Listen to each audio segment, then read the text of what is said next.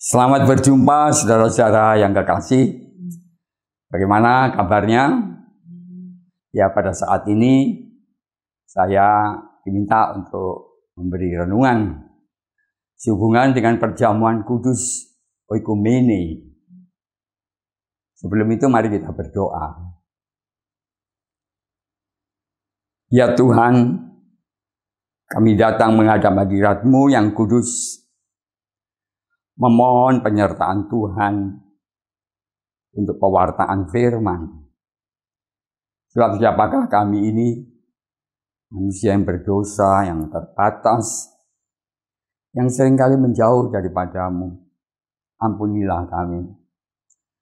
Berilah kami roh-Mu yang kudus, yang mencerahkan hati, pikiran, kesadaran kami, supaya kami boleh menyatu dengan Tuhan, baik dalam iman, kasih, dan pengharapan.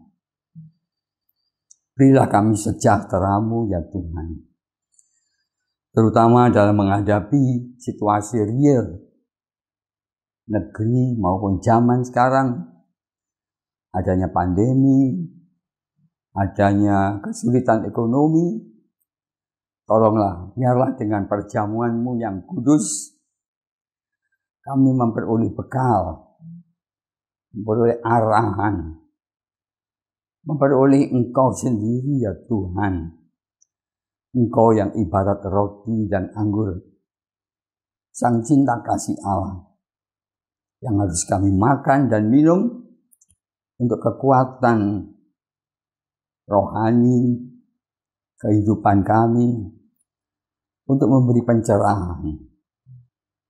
Dalam nama Tuhan Yesus kami berdoa. Amin. Saudara, akan saya bacakan firman Tuhan dari Injil Yohanes 17 ayat 20 dan 21. Dan bukan untuk mereka ini saja aku berdoa, tetapi juga untuk orang-orang yang percaya kepadaku oleh pemberitaan mereka, supaya mereka semua menjadi satu, sama seperti Engkau ya Bapa di dalam aku dan aku dalam Engkau, agar mereka juga di dalam kita, supaya dunia percaya bahwa Engkaulah yang telah mengutus aku. Sekali lagi ayat 21, supaya mereka semua menjadi satu. Saudara yang kekasih, perjamuan kudus Oikumene ini kita rayakan pada bulan Oktober. Oikumene sudah sering kita dengar. Ini dari dua kata. Oikos artinya rumah, mene artinya tempat tinggal, hunian. Oikumene adalah suatu wawasan yang dihuni manusia. Lama-lama arti itu bergeser untuk menunjukkan bahwa manusia juga perlu punya wawasan yang luas, kesatuan ya, atau istilahnya itu wawasan universal. Selain manusia itu sibuk dengan yang lokal, yang sehari-hari, yang dekat, tapi mau tidak mau, dia juga harus berpikir luas, memikirkan keutuhan kehidupan. Kemudian istilah Oikumene dipakai gereja untuk suatu upaya keesaan gereja-gereja, untuk suatu gerakan bagaimana gereja ini bisa utuh, bersatu. Walaupun gereja itu terdiri dari berbagai denominasi, latar belakang budaya, tapi bahwa ada kerinduan seperti yang dambaan Tuhan Yesus, supaya mereka menjadi satu. Ya, permulaan misalnya dalam Kisah Rasul-Rasul, Di situ juga ada kerinduan untuk memahami apa yang benar ketika Injil itu menyentuh budaya Yahudi. Apakah orang Yahudi yang masuk Kristen itu bagaimana dengan sunat? Juga orang yang bukan Yahudi masuk Kristen, apakah harus disunat? Nah, di situ lalu ada pertemuan oikumene, pertemuan pemimpin gereja untuk mengambil sikap. Kemudian pada abad 4 Masehi ada juga pertemuan yang memikirkan apa pokok-pokok iman Kristen yang harus kita kenal dan disepakati bersama. Nah, lahirlah 12 pengakuan iman rasuli. Nah, pada zaman modern, pada abad 20, setelah Perang Dunia Kedua, itu banyak negara yang kacau balau. Banyak korban, penderitaan, kemiskinan. Nah, disitulah gereja sadar harus berbuat sesuatu untuk mendamaikan, untuk rekonsiliasi, merujukkan negara-negara yang tadinya berperang. Ya. Nah, sidang raya pertama itu diadakan di Amsterdam tahun 1948. Disitulah mulainya kesadaran bahwa gereja dengan gerakan oikumene ini juga harus ada tindakan etis untuk menyikapi dunia. Sehingga tiap sidang Dewan Gereja Dunia selalu ada tema-tema yang aktual, yang menuntut sikap etis gereja.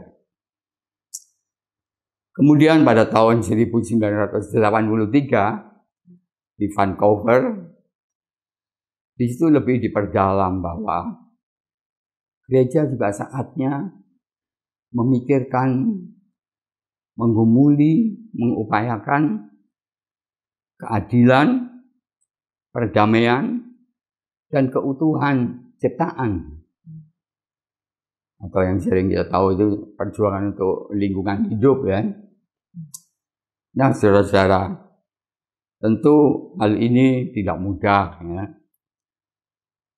Kadang-kadang orang juga mikir apa ini hubungan antara iman dengan tuntutan etis, tuntutan untuk perbaikan, tuntutan peradaban yang lebih baik. Dan mana bisa gereja melakukan? Memang itu besar. Tapi gereja pasti bisa berperanan. Memberi motivasi, penyadaran. Kita ingat di Rungkut mempelopori adanya bulan penciptaan pada bulan Januari. Di situ kita merayakan penciptaan Allah dan tugas manusia terhadap alam. Harus memelihara alam. Orang percaya pada Tuhan, kalau mau akrab dengan Tuhan, ya lakukanlah tugas yang Tuhan berikan. Memelihara alam ciptaan Tuhan. Demikian juga dengan hubungan kita dengan Kristus, yang itu dilambangkan dalam perjamuan kudus. Hubungan ini tidak statis, tetapi hubungan dinamis. Hubungan seperti Bapa terhadap Kristus, hubungan cinta kasih. Dan waktu itu ada kecenderungan murid-murid Tuhan itu bersaing, ya, menjadi sombong, menjadi tinggi hati. Ya, itu Yesus tahu, ini bisa pecah ini persekutuan ini. Karena itu Yesus memberi teladan, membasuh kaki murid, mengajari rendah hati, supaya saling mengasihi dan berbagai cara supaya murid-murid itu punya tanggung jawab persekutuan yang utuh, persekutuan yang kompak, ya, yang tidak retak, tapi punya rekat. Nah, rekatnya inilah apa ini kekuatannya? Ya Tuhan sendiri. Tuhan itulah kekuatan untuk supaya satu kita. Saudara yang kekasih, kita menghadapi dunia ini dengan keinginan bahwa ada keutuhan dalam hidup baik keluarga, jemaat, gereja, bangsa. Ya.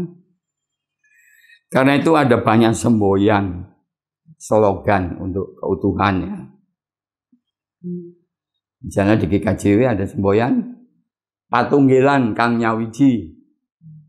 Nah, supaya utuh, konsekuensinya kita antaranya store 30% ke Majelis Agung supaya itu bisa membantu lainnya.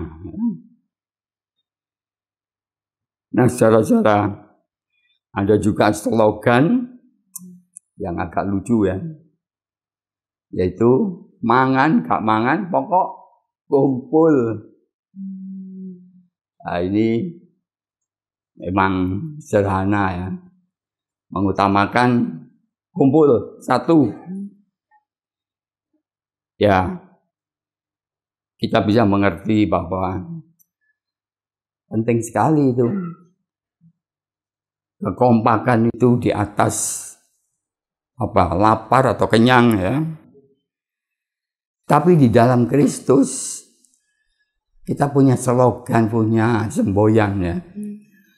Ada firman Tuhan bahwa ya makanlah dan minumlah, kenyangkanlah dirimu dengan cinta kasih Kristus. Sebab dengan kenyang itu kamu punya energi untuk juga mengasihi sesama, membangun persaudaraan, menghadapi dunia ini. Nah, saudara-saudara yang kekasih, itulah sebabnya penting sekali kita merayakan perjamuan kudus oikumene, supaya mulai dari yang lingkup kecil sampai yang universal, itu kita punya wawasan, punya kesadaran bahwa aku ada untuk partisipasi pengutuhan gereja Tuhan, perdamaian umat manusia. Memang itu kelihatannya luas, tetapi ada peluang-peluang untuk melakukan yang kita solider pada dambaan Tuhan Yesus itu. Khususnya sekarang ini kita ngadepi pandemi COVID. Nah, himbauan dari GKJW, dari persekutuan gereja sudah ada ya. Secara teknis himbauan itu sama dengan himbauannya pemerintah ya. Pakai masker, cuci tangan, jaga jarak, pakai penutup wajah ya. Jangan panik, tapi juga jangan sembrono. Sediakan sanitizer ya. Jadi itu semua teknis ya. Tetapi di dalam kekristenan, apa yang kita lakukan itu bisa sebagai tanggung jawab kita untuk kesehatan masyarakat, kesehatan keluarga. Jadi hubungan kita dengan Kristus ini ada konsekuensi etis, yaitu kita punya tanggung jawab sosial, supaya masyarakat kita sehat. Nah, karena itu ikutilah perjamuan kudus oikumene.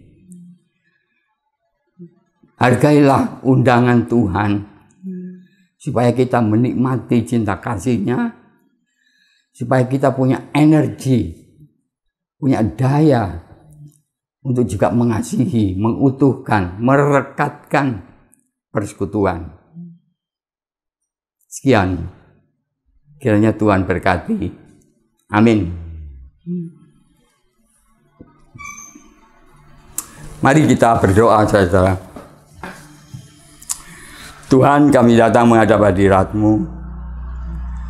Engkau yang mendambakan supaya kami satu, menjadi utuh, menjalankan tugas-tugas kami.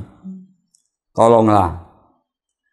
Demikian juga di dalam mengikuti perjamuan-Mu yang kudus, biarlah kami boleh insyaf akan keinginan Kristus, supaya kami satu di dalam Tuhan, seperti Kristus dengan Bapa, demikian juga di antara kami, bahkan juga kami dengan sesama umat manusia, supaya kami menjadi berkat yang mengutuhkan kehidupan ini.